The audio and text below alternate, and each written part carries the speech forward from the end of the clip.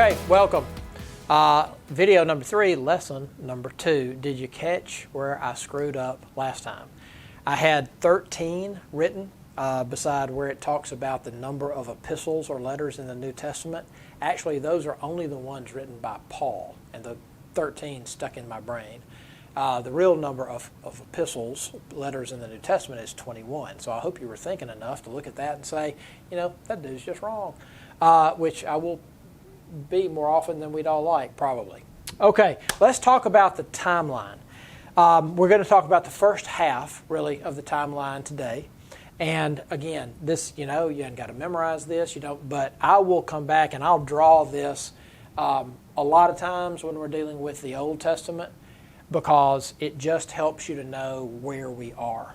And to give you an example, when we start in a couple of weeks and we start our actual study of the Scriptures, we're going to be here, okay? We're going to start in Judges, because in the last year we studied most of the stuff that leads up to that. Now, ninth graders, I know you weren't in here, or new members to the class, you weren't in here. That's okay. We review all the time, and if you need to go back, you kind of need to catch up on a story. I'll do that in class. Don't think that you're out of the loop because you weren't here.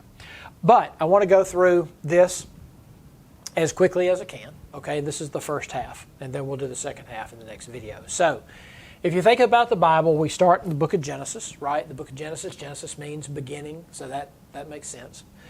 We start in Genesis, and we start with stories of the creation. There are actually at least two creation stories. You might want to make sure that your mom and dad know that, and it might blow their mind and make them want to come have a discussion with me about how I'm not teaching the Bible right, but I'll be happy to do that. There are at least 2 different creation stories, and they're pretty different. Like in one, people are made first, and in the other, animals are made first. That's a pretty big difference. We'll talk, as we talk about these things, about why there are different versions. We talked a little bit last time about how long a process this was of pulling this book together. I believe very much that God was involved in that whole process and guided that whole process, but that He wanted us to have these nice, kind of well-rounded pictures of what was going on and what He was doing. And sometimes one version just doesn't do justice to it. Okay, so you had the creation, Adam and Eve, right, in the Garden of Eden. You had what we call the fall of mankind. That's when they sinned. When Adam and Eve sinned, sin came into the world, and obviously a lot of stuff happened because of that. Now, for the purposes of the timeline, I like to put a date on things just to help us all think about it. And I put 4000 BC here. But I want to make sure you understand that those are what I call Bible years.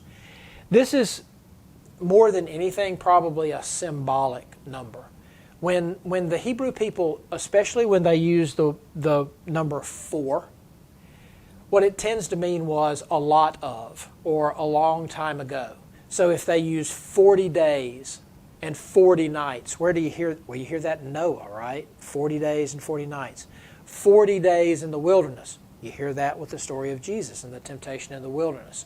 400 years of slavery that we'll talk about in a minute. 4,000 years, right? If you basically count the years in the Old Testament, you get back to around 4,000. I'm not talking here about science. I'm not talking about, people who believe in science, and I do, believe that the earth was created millions, billions, whatever, gazillion years ago, right? And that's when the Big Bang occurred, or whichever, theory you believe in. And so we're not talking about that, right? We're talking about what people would call prehistory. These are things that happened before people were really writing things down, because history really is when people were writing things down.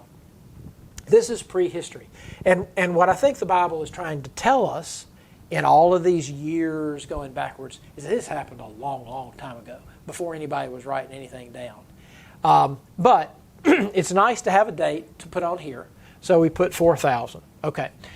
Then you go through what I like to call the weird old stories. We are still in the first 11 chapters of Genesis. There's a lot that happens in the first 11 chapters of Genesis. A couple of thousands of years worth of history in the first 11 chapters of Genesis. Weird old stories. Love to talk about them. They bother the heck out of a lot of people. I think they're just really cool stories. Angel marriages, the story of Noah that you probably know, the Tower of Babel story. These just some weird things that went on back there that I think tell us a lot about the character of God. Talk about those as we need to. Then you get to a point where we kind of step onto the stage of history with a very specific group of stories about one family, and that's the family of Abraham and Sarah. God calls Abraham, says, I want to give you a land. I want to make you the father, grandfather, patriarch of a people that are going to be near to me and that are going to be a blessing to all the families of the earth. All right? This is the beginning to a Christian. This is really the beginning of the story of Jesus' family. All right? And we can trace Jesus' family all the way back to Abraham. So you have Abraham and Sarah, his wife. They have Isaac. They also have Ishmael. That story goes off in a different direction, but we follow the story of Isaac. Isaac marries Rebekah. They have Esau and Jacob. Those they were twins, fought even when they were in the womb. May remember some about that story. And then Jacob has actually 4 wives, and together they have 12 sons. And these 12 sons become what we call the 12 tribes of Israel. Each one of those sons becomes the founder of a chunk of the people who then live in Israel. So if you go back to this time and you start looking at maps of Israel, they're cut up into chunks that kind of look like counties. We would think of like big counties. And one of them might be named Judah, and one of them's named Reuben, and one of them's named Gad and Asher and Dan and Simeon. Well, these are all names of the sons of Jacob. Jacob's name was later changed to Israel, so they literally are the sons of Israel. And the country ends up being the nation of Israel, and it's basically the same place as the nation of Israel today, although those borders have changed quite a few times. Now, this story, we put it about 2000 BC because Abraham, as God called him, he moved. He migrated basically from one end of the Mediterranean world to the other. And there were a lot of people doing the same thing in the same time. So, no, we don't know exactly when Abraham lived. We don't know when his birthday was. But we peg him at about 2000 BC, before Christ, because that's when these types of things really did seem to become happening. And fortunately, we have the stories about this.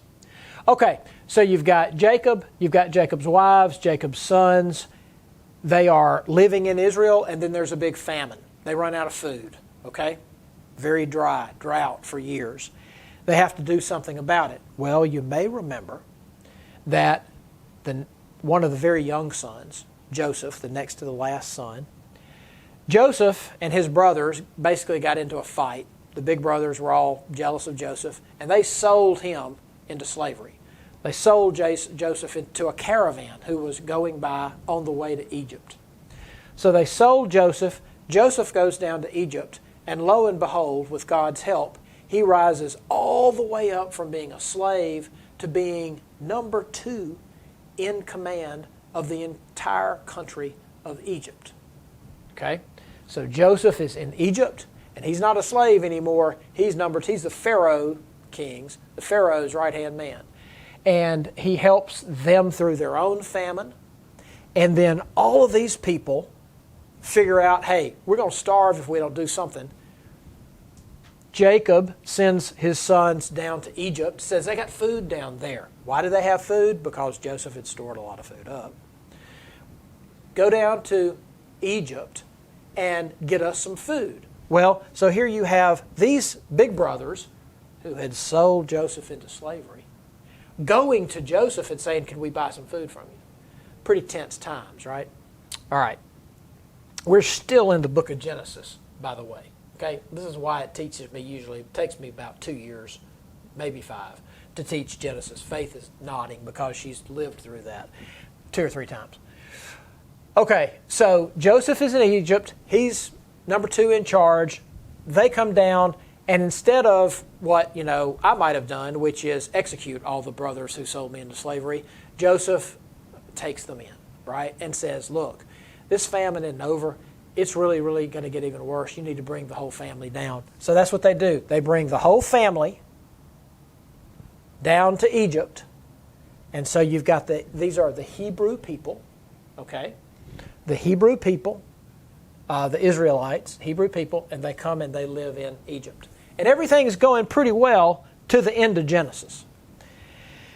Then you turn the page to the next book of the Bible, which is Exodus. And there is one of the most chilling lines in the Bible to me. Early in Exodus, where it says, there arose a Pharaoh, a king of Egypt. There arose a Pharaoh who knew not Joseph. So this is years later, and now you've got a new king, and he doesn't know who Joseph was. He doesn't care who Joseph used to be, and he doesn't like all these Hebrews living in his country. He's kind of scared of them, quite frankly. So he makes them slaves. So they're in Egypt, but now they become slaves. And they're slaves for about 400 years. Why do I say about? Why don't I know exactly? Because we don't know. We don't know exactly. The Bible tells us 400 years, and remember that whenever they use that 4, that's basically saying, man, that was a long time. 40 days, 400 years, 4,000 years. They were slaves for about 400 years, and then Moses came. So the next thing, and we're in Exodus now, the early part of the book of Exodus. Moses comes, God raises Moses up, and we have a long story. We have a lot of information in the Bible about Moses and Moses' life. But God raises Moses up as a leader and sends him to lead the people out of slavery and to lead them back to their homeland, okay? Back to Israel, back to where Abraham and Isaac and Jacob all lived. So they're in slavery. Moses comes, has all of his dealings with Pharaoh. They have all the plagues. You might remember the stories of the plagues. Pharaoh finally says, okay, fine, leave. And Moses and the Hebrew people make their way very slowly. Takes them 40 years, another 4, right? Takes them 40 years because they didn't have a very good relationship with God. Takes them 40 years to get back to Israel, okay? For Moses, we use a time around 1200 BC. This, again, all of these scholars who know a whole lot more than me would argue about all of these dates. But I'm just trying to give you something that's in the ballpark to help you understand the flow of things, okay? So, some evidence that maybe this happened around 1260 BC. Again, that just means before Christ. So that's where we are. Then you have Joshua. So Moses dies, kind of hands the baton to Joshua. Joshua takes them the rest of the way into Israel, what we think of as Israel. And they have to fight the people who are already there to establish themselves and to have the land of Israel. Then we have a period of time when Israel, that little country, was ruled by a group of judges. We call them judges. They were more like military leaders, but the Bible calls them judges. You might know the story of Samson, the strong man. That might be one you remember from 5-year-old Sunday school. Samson was a judge of Israel. He's in the book of Judges. Okay? Got the book of Exodus, then the book of Joshua, the book of Judges. Gideon, this is a great story, was a judge. And Samuel, we think of as the last judge. And that, again, Samuel might be somebody you remember from Sunday school earlier. Samuel was the last judge, and during Samuel's life, the people in Israel decided they wanted a king. They basically decided, we really want to be like everybody else. Everybody else has a king, we want a king. So, through a lot of events that we will study, God sends Samuel to pick a king. God picks Saul through Samuel. Saul is the first king. And then David becomes the second king. And there's a lot that goes on in the meantime that we will study. David becomes king in around 1000 BC. Again, scholars would argue, but around 1000 BC, it's a nice round number to put on the timeline. Why do we care? Well, David becomes kind of the pinnacle, kind of the top point to me of the Old Testament history. For a lot of Hebrew people at that time, and I believe a lot of Jewish people today, they would say that David was probably the best they ever had, the best king, the most godly king. He was the best they ever had. And we see that a lot of people, when Jesus came, a lot of people expected Jesus to be a lot like David. In some ways he was, and in some ways he wasn't. He wasn't a king. He wasn't a military leader like David. But David wrote a lot of the Psalms. David has a really interesting story. So, and David, yes, is an ancestor of Jesus. So you go back and put several great-great-great-greats. Grandfather of Jesus was David. ACT word of the day, we call this the monarchy. Monarchy just means a form of government where you've got a king. Okay, that's called the king is called a monarch, and that is called a monarchy. Okay, so that gets us to David, and that gets us to these books. Start with 1 Samuel, and then really go all the way through 2 Chronicles, the real history books of the Old Testament. So we'll stop there for today, and next video we'll finish the timeline, and then we'll be ready to jump into our biblical study, which is going to start with Judges. Thank you for listening. See you soon.